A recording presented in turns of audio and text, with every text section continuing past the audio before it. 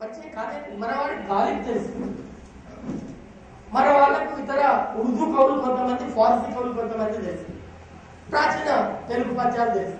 కాబట్టి ఆధునిక తెలుగు కవిత్వం పద్య కవిత్వంగానే, గేయ కవిత్వంగానే నడిచింది, అనుభవ కవిత్వంగానే నడిచింది. ఇది దీనిలో మొదటి చాప్టర్. ఇక రెండవ చాప్టర్ ఆధునిక తెలంగాణ సాహిత్యంలో రావాల్సింది అభ్యుదయ కవిత్వం కూడా కాదు. నేను ఆ సాహిత్య సంస్థకు ప్రతినిధినే, నాయకుడినే. కానీ తెలంగాణ ప్రాంతపు వైశిష్టం ఏమిటంటే ఇక్కడ మొదటి దశ 1930 దాకా ఉన్న దశ అనుభవ కవిత్వము, 1940 తర్వాతి దశ తెలంగాణ విమోచనోద్యమ కవిత్వమే. రెండు ఒకటి కాదు మిత్రులారా. ఇన్నాళ్ళు మనని అట్లా కండిషన్ చేసేశారు. అభ్యుదయ కవిత్వపు పర్యాయ పదమే తెలంగాణ సాయుధ పోరాట సాహిత్యము కవిత్వం అని అన్నారు. నో, మౌలికమైన తేడా ఉన్నది.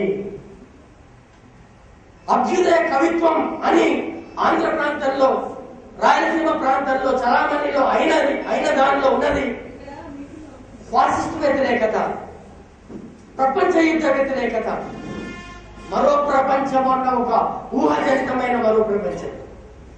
కానీ ఇక్కడ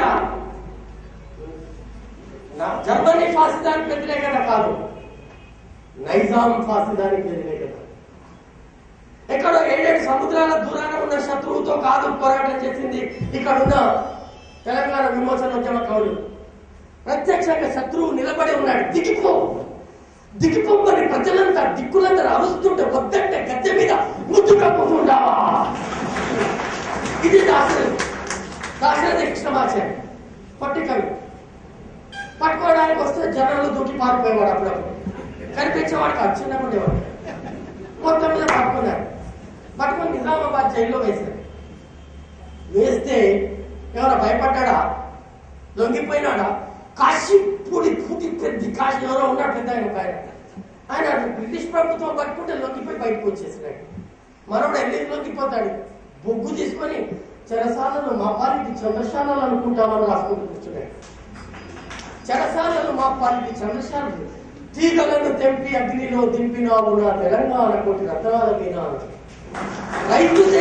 రైతుదే తెలంగాణ ముసలి నక్కకు రాజరికము దక్కునే అని అడిగినాడు. ఇది మౌలికమైన వ్యత్యాసం. ఇతర ప్రాంతాల్లో ఉన్న అభ్యుదయ కవులు దూరంగా ఉన్న హిట్లర్ రాడు, ముస్సోలిని రాడు, ట్రూడో రాడు, గ్యారెంటీగా రాడు. కాబట్టి వాడిని ఎన్ని తిట్లైనా తిట్టవచ్చు. ఇవాళ మనం అమెరికాని తిట్టినట్టు. కానీ అక్కడ ప్రత్యక్షంగా కనిపిస్తున్న నిజాం నవాబులు రాజరికాన్ని ధిక్కరించి కవిత్వం రాసిన ఇక్కడి పోరాటము ఒక ప్రత్యేకమైన అధ్యాయం లిఖించదగింది తెలంగాణ విమోచనోద్యమ సాహిత్యం. దాశరథి, కాళోజీ నారాయణరావు, సుద్దాల హనుమంతు, తిరునగరి రామాంజనేయులు, యాదగిరి, అల్వాల మాచయ్య, ఆవుల పిచ్చయ్య, సిహెచ్ అప్పన్న, గంగారాం. నారాయణ రెడ్డి గారి పుస్తకంలో పేర్లు ఏమి కనిపించలేదు. మన్నారాయణ రెడ్డి హనుమాచిపేట గద్దెల కాదు, ఏమి కనబడలేదు. ఇవన్నీ సిలబస్ ఫ్రేమ్ అయింది. 1970లో రాసిండు ఆయన. అదే భావ కవిత్వం, దిగంబర కవిత్వం అక్కడ ఆగిపోయింది ఆయన. పోనీ దిగంబర కవిత్వంలో 6గురులో 3 తెలంగాణ వారి విశిష్టమైన కాంట్రిబ్యూషన్ ఏమైనా ఉందా అనే ప్రయత్నం పొరపాటు కూడా ఆయన చేయలేదు. ఎందుకంటే ఆయన సర్వజన ఆమోదము పొందదగిన కవి, అందరికీ ఆమోదయోగ్యుడు. కాబట్టి ఇప్పుడు మనం ఇక మొహమాటాలు వద్దు, రాజీలు వద్దు. పోతుంది, పోస్టులు రాకపోవచ్చు కానీ చరిత్ర మాత్రం మిగులుతుంది.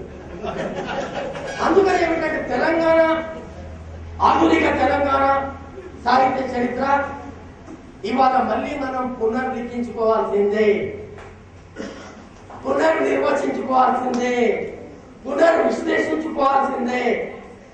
ఊరూరా వాడ వాళ్ళు ఎట్లయితే వాళ్లకు కుల భేదాలు, గోత్ర భేదాలు ఏమీ లేవు ఆంధ్ర ప్రాంత కవులకి. శ్రీశ్రీ రాసిన విప్లవ కవిత్వానికి చలం ముందు మాట రాస్తాడు. చలం రాసిన మ్యూజిక్స్ చూసి కృష్ణశాస్త్రి పులకించిపోతాడు. ఒకడు భావకవి, ఒకడు అభ్యుదయ కవి, ఇంకొకడు స్త్రీవాద కవి. మన దగ్గర మత్తడి కవులకు, పొక్కిలి కవులకు కూడా అప్పుడప్పుడు పోటీ పడిపోతుంది. పోటీ మత్తడి, పొక్కిలి, గోలకొండ కవుల చరిత్ర ఇవాళ నుంచి మనకు నిత్యపారాయణ గ్రంథాలు కనీసం ఇవాళ నుంచి ఏం చదివినావు? మా ప్రసారం చదివినావా? అగ్నిదార చదివినావా? రుద్రవీర చదివినావా? నాగుడం చదివినావా? పరాభవ వసంతం పరాభవ శరత్తు ముసలాయన ఎంత మంచిగా పెట్టిండే.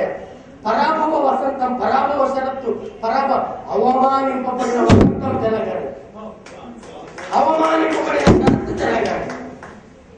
నాకు గాతులు లేవు, నాకు ఉషస్సులు లేవు, ఎక్కడ అసలు ఏమీ లేవు తెలంగాణలో. గాతులు లేవు, ఉషస్సులు ఎక్కడ ఉగాదులే, పండుగలే లేవు. వాడే చెప్తాడు హిందువుల పండుగలు ముస్లింల పండుగలు రెండు ఒకేసారి వస్తే ముస్లింల పండుగనే జరుపుకోవాలి. నిజాం నవాబు పరిపాలన. కాబట్టి ఇక్కడ చారిత్రక భౌతిక వాస్తవికత వేరు, ఇక్కడ కవులకున్న నేపథ్యం వేరు, ఆబ్జెక్టివ్ కండిషన్స్ వేరు. కాబట్టి కవులకున్న కాల్పనికమైన శక్తి వేరు. కాబట్టి మిత్రులారా 1950 దాకా తెలంగాణ సాహిత్యాన్ని పరామర్శించే అవకాశం మళ్ళా నాకు ఇచ్చాడు. 50 తర్వాత శంకర్కి ఇచ్చాడు. నిజానికి 56 దాకా అన్నాడు ఆయన. 50 నుంచి 56 దాకా నాకు ఏడుపు తప్ప ఏమీ మిగలలేదు. ఎందుకంటే 50 నుంచి 56 దాకా కాళోజీ కానీ, వానమామలే వరదాచార్యులు కానీ, దాశరథి కృష్ణమాచార్యులు కానీ వీళ్ళందరూ ఆంధ్రప్రదేశ్ ఏర్పడంగానే ఏదో మారిపోతుందని ఒక భ్రమంలో ఉన్నారు. తెలుగు తెలుగు తెలుగు తెలుగు వెలుగు వెలుగు వెలుగు వెలుగు ముక్కోటి ఆంధ్రులు అని పులకించిపోయి రాసి ఆంధ్రావతరణం అనే ఒక పుస్తకమే ప్రకటించారు. దాశరథి మహాహృదయం అనే ఒక పుస్తకమే ప్రకటించాడు. కాబట్టి 50 నుంచి 56 దాకా నాకెందుకు చీకటి సాహిత్యంగానే కనిపించింది. ఒక ఊహ, ఒక భ్రమ, ఏదో మారిపోతుంది ఆంధ్రప్రదేశ్ ఏర్పడగానే అని అవి కనిపించినాయి నాకు. కాబట్టి నేను అక్కడి దాకా పోకుండా 1950 దాకా నేను పరిమితం విధించుకున్నాను పరిమితిని. కాబట్టి 50 దాకా ఆధునిక తెలంగాణ సాహిత్య చరిత్రను మళ్ళా రాయాల్సిందే. కేవలం మన మూసీలోనూ మన తెలంగాణ సోయిలోనూ కాదు, విజయనగరం నుంచి వచ్చే పత్రికలు, తెనాలి నుంచి వచ్చే పత్రికలు కూడా తెలంగాణ ఆధునిక తెలంగాణ సాహిత్యం పైన మనం రాసిన వ్యాసాల్ని వెళ్ళి మంచిగా నయాలను భయాలను అక్కడ ప్రచురించడం చేసుకోవాలి. తెలంగాణ సోయిలో ఎట్లనే ఇస్తుంది, మూసీలో ఎట్లనే వస్తుంది. మూసీలో వస్తే లాభం లేదు. అక్కడి నుంచి వచ్చే పత్రికలు కూడా నా గొడవ ప్రచురించండి అని చెప్పండి. లేకుంటే మీది ఇక్కడ రావు. మా గుడిపాటి మావోడి కే శ్రీనివాస్ మావోడే. కాబట్టి మీరు ఇక్కడ పనిచేస్తాము, మా అక్కడే కానీ వాళ్ళు మనం మళ్ళీ పునర్లిఖించుకోవాల్సిన అవసరం ఉంది. ఇది ఈ 4 మాటలు చెప్పే అవకాశం ఇచ్చిన మిత్రులకు, స్పందించిన మిత్రులకు, పత్రికా మిత్రులందరికీ నమస్కారం.